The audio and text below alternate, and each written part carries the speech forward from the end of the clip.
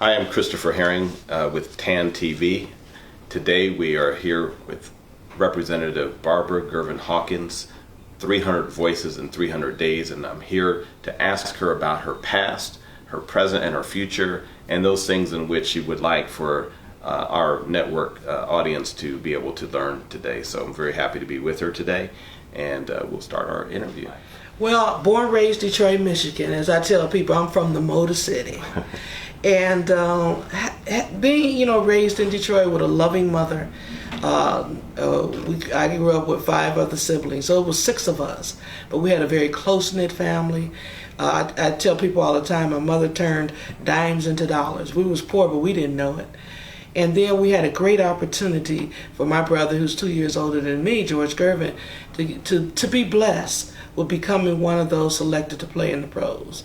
And that took us into a whole new direction.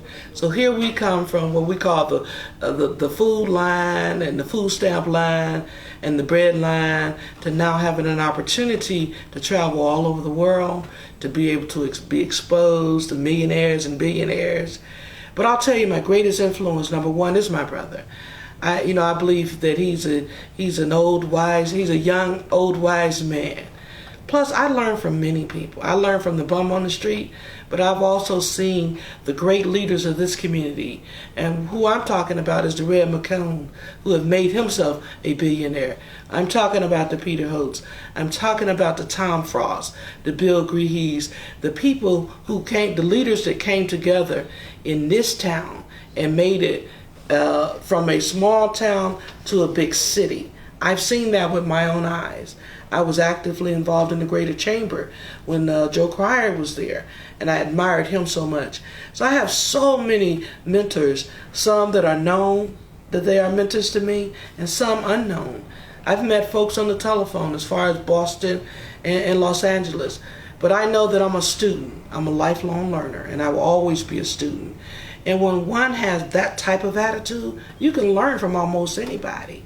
So I'm excited about the people who basically shared with me some of the greatest lessons in their life. And I want to be able to share some of the greatest lessons in my life. And one thing Red always said, he said, everybody needs a somebody.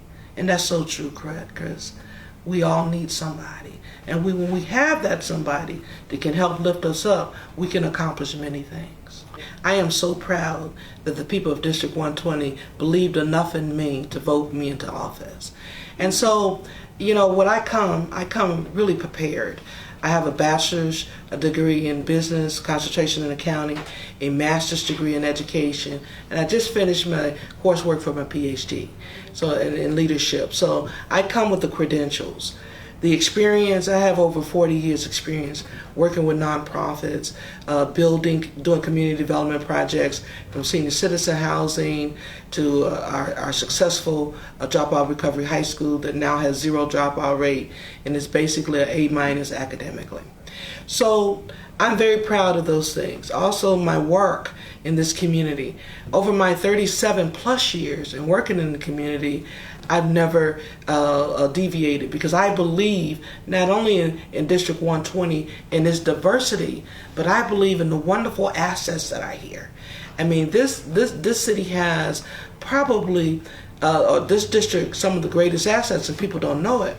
So one of the things that I want to do is change the conversation around being victim to how we use the existing assets. Let me give you an example. We've got Fort Sam here, one of the largest military installations, if not in the country. We've got Bamsley/Samsley, the largest medical, one of them in the country. We've got St. Philip's College, the only historically designated African-American Hispanic serving community college. We've got Coliseum, the largest rodeo venue in the country. We've got the Alamo Dome, and a lot of folks don't know that UTSA has a 30-year lease on the Alamo Dome. We've got land space from a single housing unit to thousands of contiguous acres.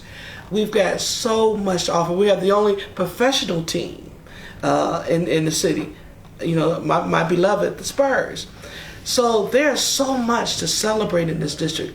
We have access to all the freeways, 37, 281, 35, 10, 410. So I know what this district can be.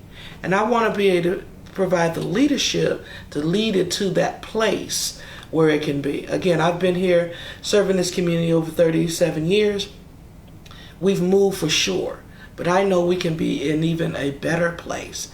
And I want to be the change agent that makes that happen.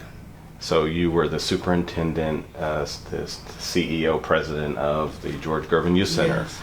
So now that you're the Texas State Representative, what do you think the messages that they're receiving by now seeing you in this new role that you're now leading across our state? When I was elected, the students did a little deal for me where they pictured me as Superwoman. So they took my facial picture and then had a Superwoman cape on.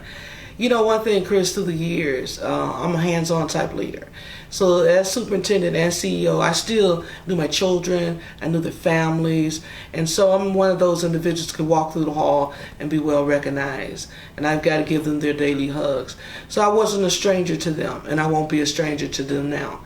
They're very proud, the staff is very proud, my family is very proud, and the reality is, one of the reasons I ran for office is because I've seen the challenges that many of our young people suffer from, and I want to be able to make a difference. You know, the crime that is happening, the relationship with law enforcement and many of our minority young people. I believe I can fix that. Like I said, I come from Detroit, and I was part of the 67, 68 riots. I know what bad things can do and what people who don't have hope can do. And I want to bring that hope back to our young people as well as to our seniors and our working class. So I'm here on a mission. Can't do it by myself, but with the people behind me and us working together on many of these issues, we can accomplish what we need to from generations to come. I hope that each of you took something away from what Representative Gervin-Hawkins has shared with us about her past and those things in which she's really been working hard for the constituents in House District 120 and overall Texans. Today, 300 voices in 300 days really gave you an opportunity to see a person who has always been attached to the people, always trying to make the people better.